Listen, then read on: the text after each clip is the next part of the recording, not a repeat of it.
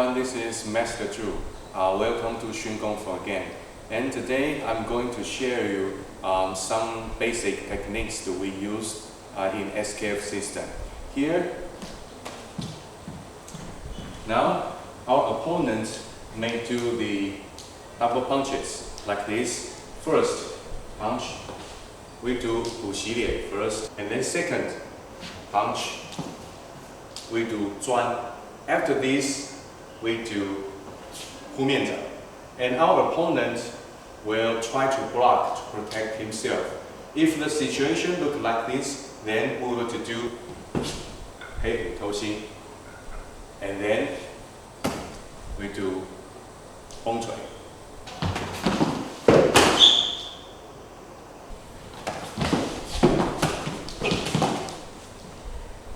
Thank you for watching our video.